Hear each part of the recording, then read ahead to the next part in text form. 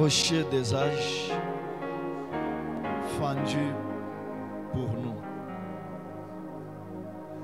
Tu es le même hier, aujourd'hui et pour toujours.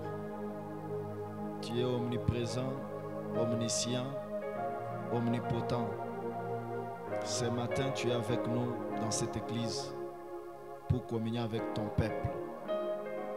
Tu es en train d'écouter les cris de leur âme. Sois avec nous du début à la fin, Seigneur. Que cette réunion soit un mémorial.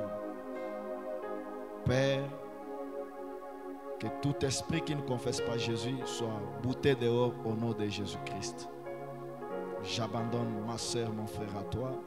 Empare-toi de moi, Seigneur, qui est censé apporter la parole.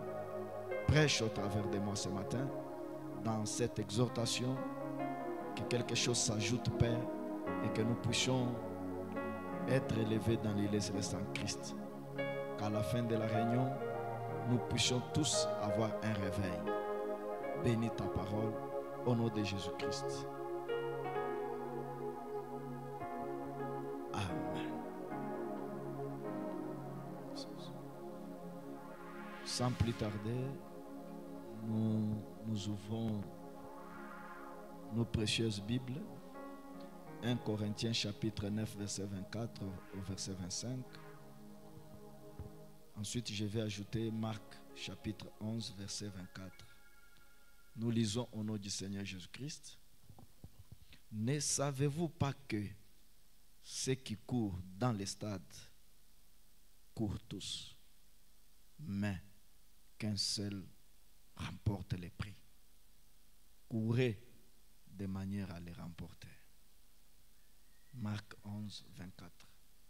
C'est pourquoi je vous dis, tout ce que vous demanderez en priant, croyez que vous les recevez et vous les verrez s'accomplir. Que Dieu bénisse sa parole. Veuillez vous asseoir. Révérend Jacques, que Dieu bénisse. Que Dieu bénisse tout le monde. Bonjour à tous. Nous sommes contents de vous voir ce matin. C'est toujours une bénédiction d'être dans la maison du Seigneur. Alors, nous sommes venus pour la prière. En réalité, on pouvait seulement venir chanter, prier. Mais comme on doit quand même avoir une lecture de la parole, nous pouvons exhorter un peu et puis nous allons parler au Seigneur. Alors, nous étions en train de parler sur l'inauguration. Je n'ai pas beaucoup de temps de réviser sur ça. Alors, j'étais en train de faire comprendre à l'Église que l'inauguration, c'était mettre quelque chose en public selon le dictionnaire, par une cérémonie solennelle, un édifice ou un monument.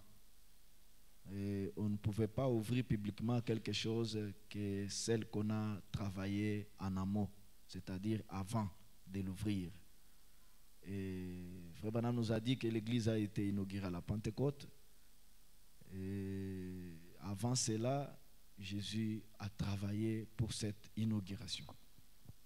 Alors, nous avons vu des choses hier, qu'il y a les sacrifices pour arriver à l'inauguration. Il y a aussi les temps qu'il faut pour cette chose-là. Dieu a alloué chaque chose selon les temps qu'il faut. Alors, je crois qu'on n'a pas beaucoup de temps d'entrer en profondeur, mais dans les sacrifices, ce qui est la première partie de notre thème, nous voyons qu'il y a aussi la prière. Amen. La prière est l'un des sacrifices qu'on doit faire pour atteindre à des objectifs. Si Dieu savait que un moyen pour un croyant de communier ou d'obtenir quelque chose dont il a besoin, c'était sauter 5 fois, il allait dire à l'église, non, quand vous avez besoin, sautez 5 fois. S'il savait que c'est courir rapidement, il pouvait dire, si vous avez besoin, courez. Mais Dieu a pourvu un moyen pour lui parler. Et ce moyen-là, c'est par la prière. Amen, amen. Alors, vous ne pouvez pas chercher à avoir une audience avec le président de la République.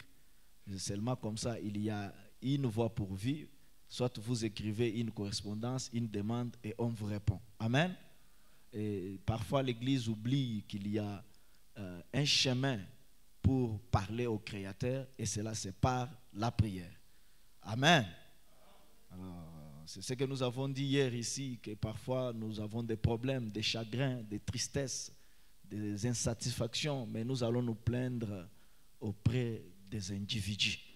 Un individu peut t'aider aujourd'hui, mais demain il va commencer à se lamenter. Alors, c'est pourquoi nous avions dit que le seul endroit où les croyants peuvent aller chercher de l'aide, c'est devant le Seigneur. Amen. Je suis dans la question-réponse du 23 juillet 61. Alors que je cours derrière le temps pour parler un peu, on va prier.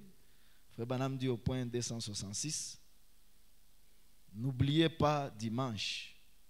Vous aussi, n'oubliez pas dimanche pour venir à temps à la prière. N'oubliez pas la réunion des prières de mercredi soir. Souvenez-vous, ça c'est Frère Branham. On ne projette pas, nos amis ne sont pas là. Le prophète dit, souvenez-vous, priez beaucoup. Est-ce que quelqu'un dit Amen? Il n'a pas dit prier peu, il dit prier beaucoup. Et Frère Branham va nous montrer de quel genre de prière nous pouvons faire. Il dit, priez pour moi. Donc quand vous allez prier ce matin, priez aussi pour moi. Priez pour votre pasteur. Est-ce que vous pouvez dire Amen? Parce que vous savez, il y a aussi un secret. Quand vous priez, bien que vous avez des problèmes, des besoins, des situations difficiles, mais souvenez-vous aussi de votre pasteur.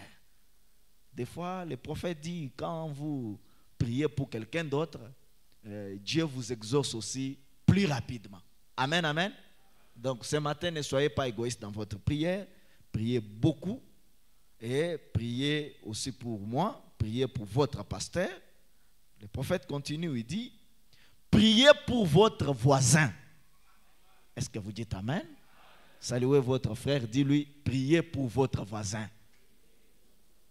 Saluez-le encore, dites-lui, priez pour votre pasteur. Frère Branham dit, priez pour vos diacres. Saluez-le encore, dis-lui, priez aussi pour les diacres. Frère Branham dit, priez pour vos administrateurs. Saluez-les, ne vous fatiguez pas, nous sommes le matin. Priez pour vos administrateurs. Écoutez, il dit, priez pour que Dieu puisse agir comme il entend agir avec nous tous. Être comme Jésus. Amen. Alors c'était ça que je voulais d'abord vous faire comprendre dans mon introduction, que vous devez prier aussi pour les autres. Priez pour moi, priez pour votre pasteur, priez pour les diacres, priez pour les administrateurs, priez aussi pour vos voisins. Ne priez pas seulement pour vous seuls. Vous savez, Jésus avait toute la plénitude de la divinité. Il était la divinité corporellement. Mais malgré cela, le prophète dit qu'il consacrait beaucoup de temps dans la prière. Amen. Donc c'était quelqu'un qui vivait dans un monde que beaucoup de gens ne connaissaient pas. Je lisais la Bible même avant que les pharisiens viennent mettre la main sur Jésus. Quelques heures avant, il était dans la prière. Parce qu'en tant que Dieu fait chair, il savait qu'il y a un danger qui arrive. Amen. Et il s'est isolé, il est allé prier. Les disciples dormaient. Et il est revenu, il les a trouvés endormis, il est encore parti. Il a prié, il est revenu. Il leur a dit, mais vous êtes en train de dormir. D'ici là, on va mettre la main sur le Fils de l'homme. Amen, amen. C'est pourquoi on ne sait pas quel danger peut subvenir d'un côté ou d'un autre. Mais nous devons avoir beaucoup de temps dans la prière. Regardez, beaucoup de gens ne sont pas venus. Je ne sais pas pourquoi. Ne mettez pas les choses de ce monde avant. Il faut mettre la prière avant toute chose. La Bible nous parle un peu d'une femme, alors que je parle rapidement, du nom d'Agar. Vous connaissez cette histoire. Cette femme qui était servante d'Abraham, elle était donnée à Abraham par le conseil de Sarah. Et ils ont eu un fils du nom d'Ismaël. Alors, après quoi, à un certain moment, il y a eu des incompréhensions. Sarah a dit à Abraham qu'il faudrait chasser cette femme. Alors, elle est partie dans le désert. Je crois que vous connaissez cette histoire. Vous suivez très bien. Quand elle est partie dans le désert, elle a eu des problèmes. Je suis dans le message, c'est souvenir du Seigneur, prêché le 9 décembre 62, au point 47 ou 44. Cela dépendra de votre traduction. Le prophète dit, Agar était mal comprise. Amen. Donc, comme ce matin, quelqu'un peut être mal compris dans sa société, dans sa famille, dans son foyer. Non, ce sont des choses qui arrivent. Amen. Moi, on ne me comprend pas. Tout ce que je dis, c'est toujours mauvais. Tout ce que je donne comme idée, on n'exécute pas. On peut vous comprendre mal, ça peut arriver. Cependant, elle était dans la ligne du devoir. Elle était mal comprise, mal jugée. Amen. On peut mal vous juger. Vous parlez quelque chose autrement, quelqu'un d'autre comprend autrement. Ce sont des choses qui arrivent dans la société. Et elle avait été chassée. Elle n'avait pas de place où aller. Elle avait un enfant qui s'est mouru. Et l'eau était épuisée dans la bouteille. Et le petit enfant pleurait. Amen, amen.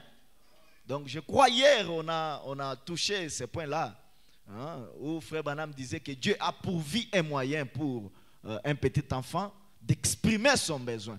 Et quand un petit enfant a besoin de quelque chose, il ne peut que pleurer. Amen. Et c'est ce qu'a fait l'enfant d'Agar quand l'eau était épuisée. Le petit enfant pleurait. Et le prophète dit, il n'y a que le cœur d'une mère qui peut savoir qu'est-ce que cela représentait. Amen. Donc une bonne mère, quand son bébé pleure, elle peut mourir pour ça. Est-ce que vous êtes avec moi?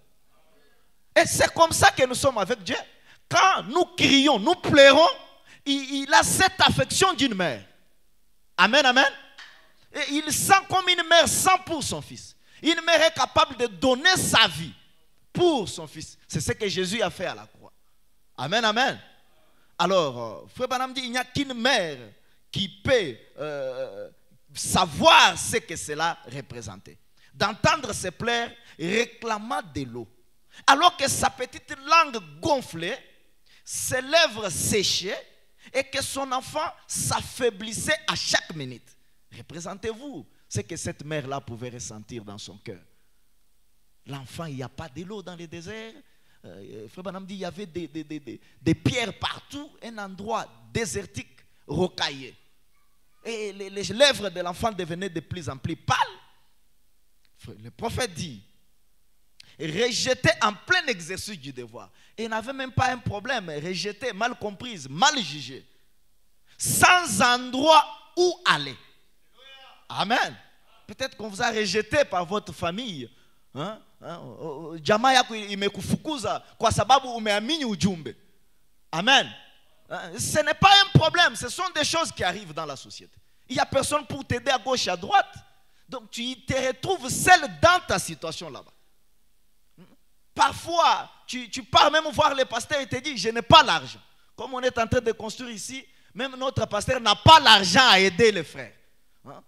Et quelqu'un, je crois qu'il y a un bon discernement, ne peut pas aller, pasteur, aidez-moi. Alors qu'il y a des constructions, lui-même sacrifie sa part. Donc, vous regardez de gauche à droite, il n'y a personne pour vous aider. Amen. Et les petits enfants réclamaient de l'eau, il s'affaiblissait de plus en plus. C'était son seul enfant. Écoutez très bien, au point 45. Sans doute que le cœur innocent d'Agar s'est écrié. Peut-être que tu es aussi innocent ce matin. Écoutez les cris d'Agar. Oh Dieu, qu'ai-je fait? Seigneur, qu'est-ce que j'ai fait pour mériter cette difficulté? Cette maladie, qu'est-ce que j'ai fait pour la mériter? Mon fils qui est malade, ça fait des années. Seigneur, qu'est-ce que le péché que j'ai fait que je puisse me repentir? Seigneur, dans cette pauvreté, alors que je dois soutenir l'église avec l'argent, je n'en ai pas. Qu'est-ce que j'ai fait? Je paye ma dîme régulièrement. Je viens à l'église. Mais pourquoi ça persiste, Seigneur? Alléluia. Elle était mal comprise. Écoutez, Frère Branham. Elle ne pouvait pas supporter de voir son enfant mourir dans ses bras. Alors elle l'a déposé sous un buisson. Amen. Remarquez quelque chose. Son enfant représentait un problème. Parce que c'est cet enfant qui plairait. C'est ce que je demande à l'église ce matin. Votre problème là, dépose-le d'abord dans un buisson, quelque part. Est-ce que tu es prêt à déposer cela dans un buisson? Saluez votre voisin, dis-lui, dépose d'abord ses problèmes dans un buisson. Applaudissons pour la gloire de Dieu. Frère Branham dit, elle s'est éloignée à une portée, probablement une distance de 100 yards, 91 mètres, ou plus. Et elle a vu un petit arbre. Elle s'est agenouillée. Alléluia. Et ce matin,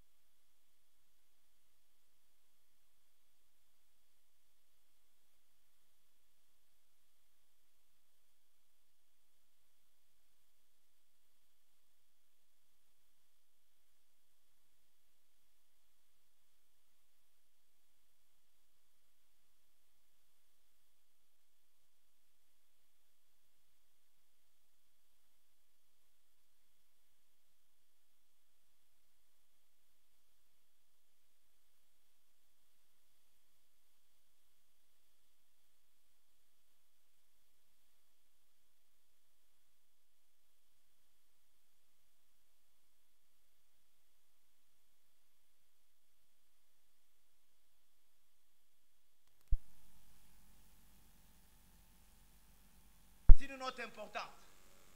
Écoutez très bien. Frère Branham dit, elle a dit pourquoi? Si elle avait fait ce qui était correct, peut-être que vous avez fait aussi quelque chose de correct. Pourquoi pareille chose devrait-il lui arriver? Écoutez ce qui suit. Bien souvent, nous pensons que notre maladie et nos afflictions, voyez 3 points, mais peut-être que tout cela est fait pour manifester la grâce et la miséricorde. Pourquoi ces problèmes, Seigneur? Pourquoi cette situation traîne? Pourquoi ma bénédiction traîne? Écoutez, plus ça traîne, plus les miracles deviendront bons. Frère Branham dit, c'est peut-être pour manifester la grâce et la miséricorde. Et pendant qu'elle y pensait, elle a entendu des petits cris faibles de l'enfant, se terminant en fondu sonore. Peut-être l'enfant criait à grands cris. À un certain moment. Donc, ça veut dire la situation était presque à la fin de se terminer. L'enfant était prêt à la mort. Comme la parole dit, dans les heures les plus sombres, puis Jésus vint. Écoutez, même si la situation est en train de s'assombrir, c'est le pareil moment que Dieu entre en scène. Amen. Il a entendu une voix retentir et dire: pourquoi pleures-tu? Amen. Je veux que tu entendes aussi cette voix ce matin. Quand tu vas crier au maître, qui te dira: pourquoi pleures-tu? Frère Branham dit, elle a levé les yeux et la vu le puits en train de bouillonner. Quelle source de rafraîchissement. La Chairoi, peut-être que j'ai mal prononcé cela. La Chairoi qui signifie le puits de celui qui vit et qui me voit. Souvent nous pensons que Dieu ne nous voit pas. Non. Je vous dis ce matin que Dieu voit chaque cœur. Dieu voit chaque pleur. Et Dieu voit chaque prière. Amen. C'est lui qui vit et qui me voit. Il connaît mes besoins. Peut-être tu peux vivre avec les gens, ils ne connaissent pas tes besoins. Ils te comprennent mal. Cette souffrance, c'est parce qu'elle est sorcière. Il est sorcier. Il a mangé tout l'argent sans rien faire. Il n'est pas intelligent. Comme les gens veulent entrer dans des problèmes des gens. Les gens racontent des choses de vie des gens. Ils ne savent même pas les fonds. Mais ne regardez pas à tout cela. Il y a un rocher de celui qui vit et qui voit votre besoin. Un homme peut voir votre besoin pour critiquer. Mais Dieu, quand il voit votre besoin, il est la solution à chaque besoin. Alléluia. Frère Branham dit, c'est lui qui ne peut mourir. Si j'espère dans un homme, l'homme faillira. Si j'espère dans l'océan, cela tarira. Si j'espère dans un arbre, l'arbre s'écoulera. Mais il n'y a qu'une seule espérance, c'est dans le Seigneur Jésus-Christ qui ne mourra jamais. Amen. Il connaît mes besoins.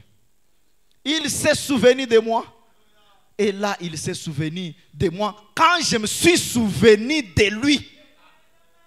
C'est souvenir du Seigneur. Ce matin, tous nous devons nous souvenir du Seigneur. Quand est-ce que le Seigneur se souviendra de toi? C'est quand tu te souviendras de lui. Amen. Et je sais, ça c'est le prophète, qu'il vit. La Bible dit, c'est lui qui s'approche de Dieu. Oh, je me sens très religieux ce matin. C'est lui qui s'approche de Dieu. Doit savoir que Dieu vit, existe. Parce que si tu ne sais pas que Dieu existe, tu ne peux pas lui parler. Donc ce matin, parle-lui comme tu parles à un ami. Hein, honorable Nathan? Parle-lui comme tu parles à un ami.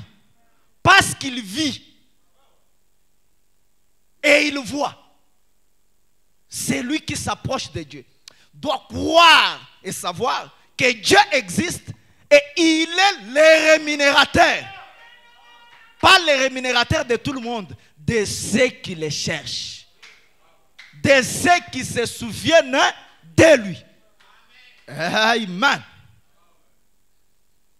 Et je sais qu'il vit et qu'il a ouvert ses puits dans ce désert-ci.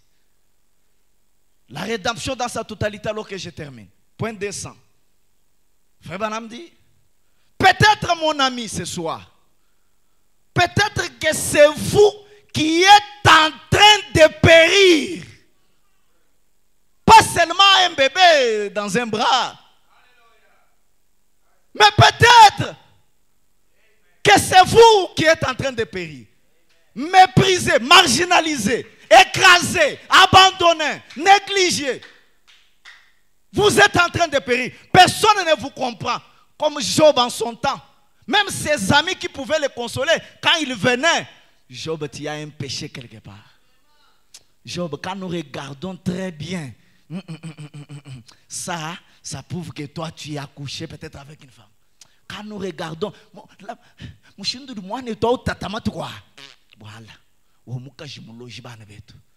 nous sommes spécialistes dans ce genre de choses. Mais le cœur innocent, je ne peux pas me plaindre devant un homme. Il y a un endroit de refuge ce matin. C'est au pied du Seigneur Jésus-Christ. Amen. Peut-être que c'est toi qui péris. Peut-être que c'est vous qui êtes en train de périr.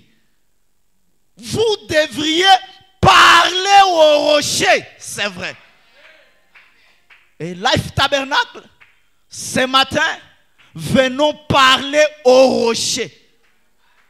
Et le rocher, ce n'est pas un rocher qui est resté là-bas, c'est un rocher ambulant. Il est partout. Et ce rocher, c'est Christ, la parole. Et Frère Branham dit, Dieu est plus près de vous que votre bras.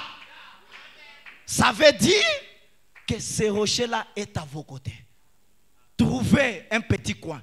Trouvez un petit arbre. Agenouillez-vous. Parlez-lui. Avec des larmes. Pourquoi, Seigneur?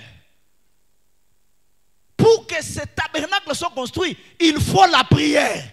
Parce que c'est la prière, Frère Branham dit, qui est la clé, qui ouvre à toutes les portes. Frère Branham nous a dit hier que Dieu a des coffres. Il a de l'argent, de l'eau, des choses. Pour ouvrir ces coffres, il faut la clé. Et cette clé ce matin s'appelle la prière. Et ce matin, avançons-nous tous vers ces rochers. Dis-lui, Seigneur, pourquoi? Jusqu'à quand, Seigneur, je verrai cette promesse? Je ne suis pas pressé, mais je m'attends à toi, Seigneur. Fasse quelque chose, Seigneur, et quelque chose arrivera. Je le crois de tout mon cœur, que certainement, si vous vous approchez avec un cœur sincère ce matin, comme vous avez fait le sacrifice de venir, alors que les autres dorment, quelque chose peut vous arriver.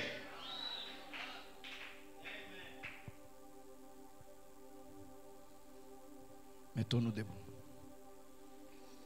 Je ne vais pas lire d'autres citations. On est venu pour la prière. C'est passé. Chini Yesu Julu nebulo mami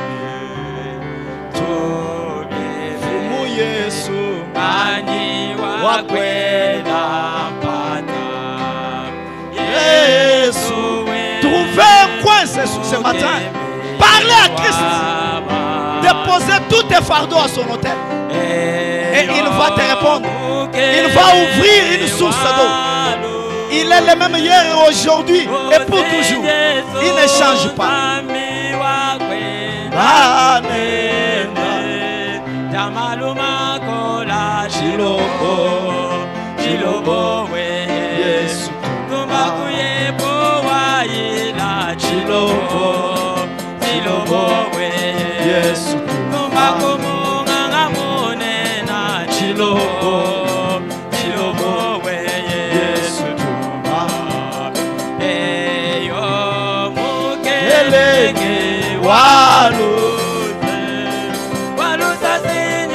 Ouvrez votre cœur ce matin. Soyez humbles et sincères. Le rocher n'est pas loin de vous. Il va vous répondre. Quelque chose peut se passer. Un nouveau réveil peut revenir dans votre cœur. Une véritable sainteté peut revenir. Une vie consacrée, c'est possible.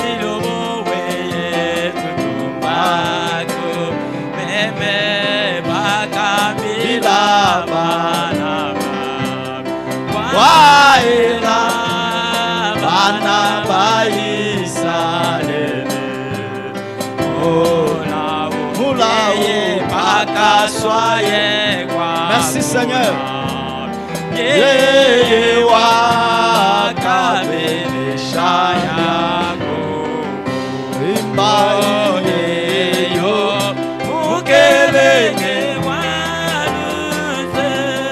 walusa si Yesu zambi wakwenda nene tamaluma kola chilomo we Yesu tumba kumumanyi wa vita chilomo